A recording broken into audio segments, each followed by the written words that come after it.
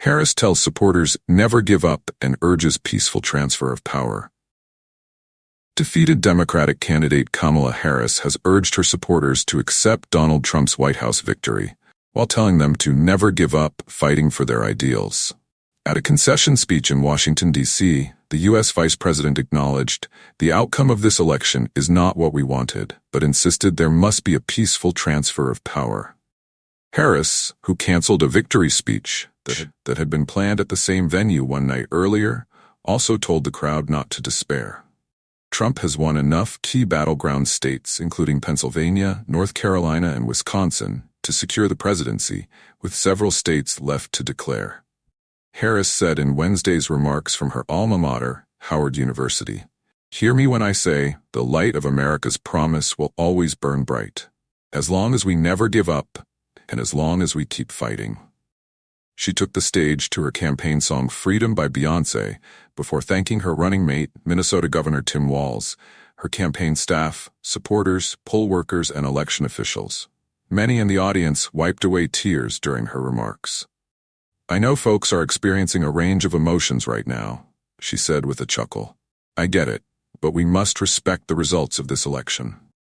Her supporters responded with loud boos when she noted that she had had a phone call with President-elect Trump, "And I told him we will help him and his team with his transition, and we will engage in a peaceful transfer of power.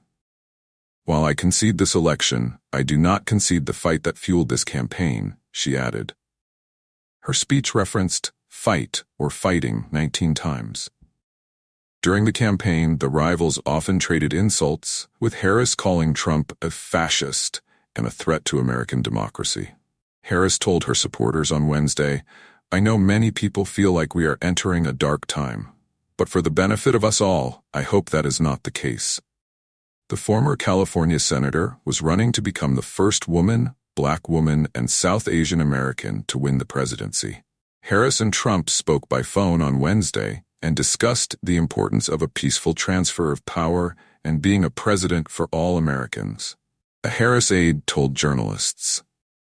A spokesman for Trump said that on the call, the president-elect acknowledged Vice President Harris on her strength, professionalism, and tenacity throughout the campaign, and both leaders agreed on the importance of unifying the country. In a separate call with Biden, the president congratulated the vice president on her historic campaign, according to a White House readout of the call. Biden watched Harris's speech live at the White House, one of his aides said. One Harris supporter, Charles Collins, flew in from San Francisco to be at Howard University on Wednesday.